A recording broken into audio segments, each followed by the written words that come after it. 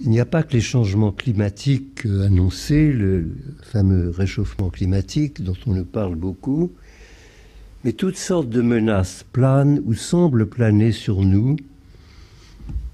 Pour nombre de gens, l'humanité semble être devenue en quelque sorte un véritable fléau, uniquement capable d'ailleurs de piller les ressources de la planète. On assiste à un effondrement non seulement des institutions financières, comme on l'a vu il y a peu, il y a les menaces terroristes, il y a les émeutes de la faim dans le continent africain ou Asie du Sud-Est, il y a les catastrophes naturelles dont on a vu un terrible exemple il n'y a pas très longtemps à Haïti.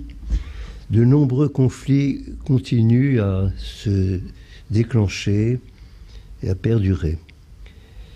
Et pour la première fois dans l'humanité, nous écrit l'auteur, nous sommes donc confrontés à des problèmes de dimension véritablement planétaire, qui affectent simultanément tout ce qui existe à la surface du globe. Et ceci est encore exacerbé par le fait que, du fait des progrès qui ont été instaurés dans l'information, la communication, presque tout se sait en quelques minutes. D'où le syndrome, en quelque sorte, d'angoisse globale, un peu indéfinissable, mais très présente, qui touche la plupart d'entre les habitants de ce monde. Or, vous le savez, l'angoisse, bien sûr, c'est déjà quelque chose de difficile à vivre, mais pareille situation, comme on l'a vu par le passé, au cours de l'histoire, peut faire le lit de toute forme d'exagération, de fondamentalisme, de nationalisme pluriel, de rejet de l'autre, d'autant qu'on ne cesse d'évoquer avec précision, c'est ce que les démographes nous disent, un surpeuplement inquiétant sur fond d'urbanisation, si je puis dire, galopante, accélérée, au point que nombre de populations vivant en milieu rural vont peut-être se porter vers des mégalopoles. En pareil cas, qu'est-ce que l'on fait ? Eh bien, on se tourne parfois vers la science, dont on attend des indications, éventuellement des solutions et des recettes. Et comme il l'a rappelé dans son ouvrage, on n'est pas resté inactif, évidemment, dans le milieu scientifique. Il y a un grand programme dénommé Global Change, qui est un programme d'études et de prévisions géologiques, climatiques et de recherche sur les cycles géochimiques, mais aussi sur la biodiversité. Ce programme a été lancé il y a environ un peu plus de 20 ans. Mais quoique tout à fait remarquable, ce programme qui a d'ailleurs été repris et implémenté par le Conseil universel de la science, par l'ICSU notamment, quoique remarquable, cette démarche scientifique, en montrant justement la précarité des situations géologiques et autres, et biologiques, n'a pas, selon l'auteur, calmé pour autant les angoisses. On pourrait même dire qu'elle en aurait même plutôt précisé certains des fondements.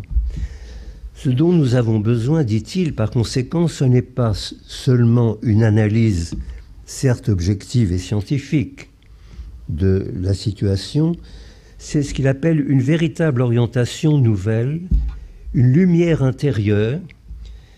Et l'humanité doit revenir, dit-il, à une attitude fondamentalement lucide, émerveillée et distanciée. Ce sont ses propres termes que j'utilise ici. Et ce terme de distanciation revient souvent dans son ouvrage, dans le livre.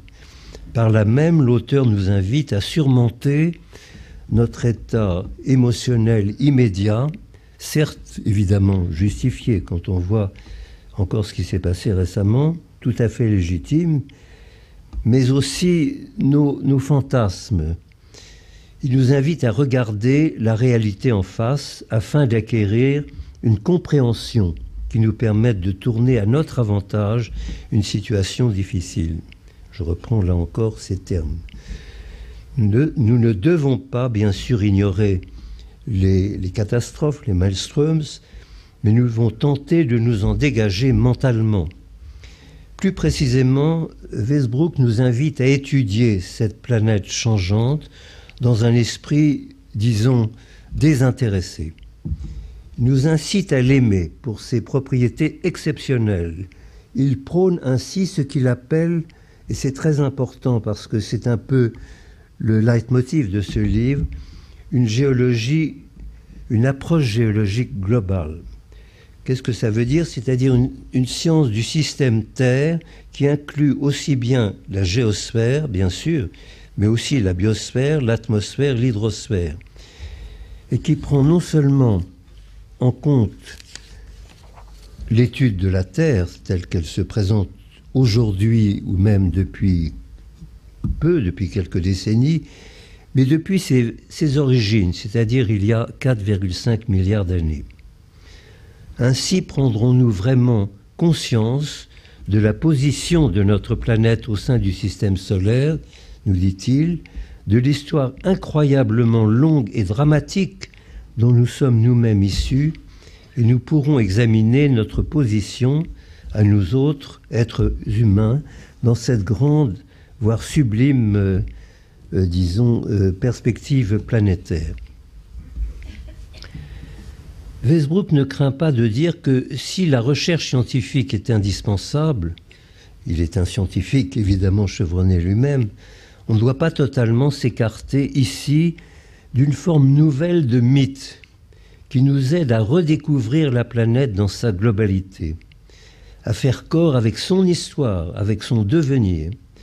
On pourrait penser peut-être qu'il y a là un peu d'idéalisme, voire de néo-romantisme, mais non, car comme il nous le fait remarquer à juste titre, beaucoup de choses se sont passées depuis, disons, un peu plus d'une quarantaine d'années, puisque c'est depuis 1968 et l'expédition Apollo 8 que nous avons pu contempler pour la première fois la Terre comme une planète merveilleuse, autrefois représentée exclusivement par des mapes-mondes, certes de plus en plus soignées, de plus en plus raffinées, mais néanmoins abstraites.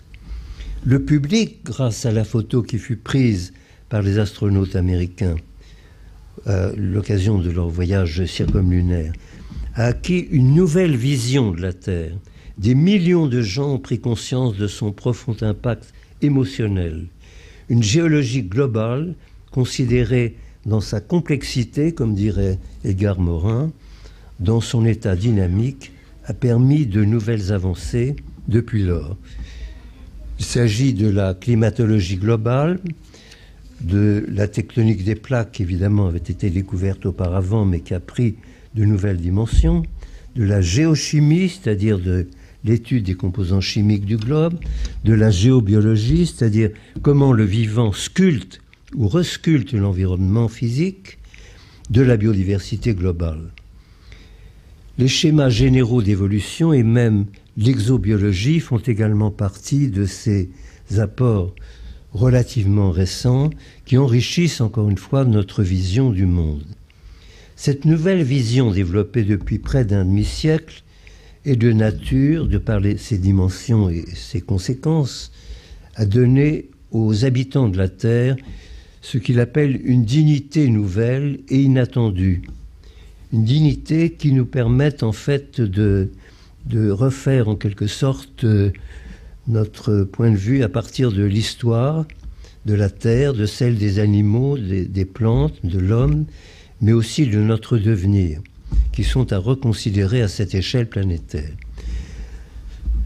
C'est un message donc très fort, comme vous le voyez, puisqu'il n'hésite pas à parler d'une nouvelle dignité, de fait que, à travers cette vision d'ensemble que nous pouvons développer de toute l'histoire de la Terre, et Dieu sait si elle a été mouvementée, il trace en quelque sorte une nouvelle voie pour l'humanité, et en fait un retour vers une certaine, sérénité, si je puis dire.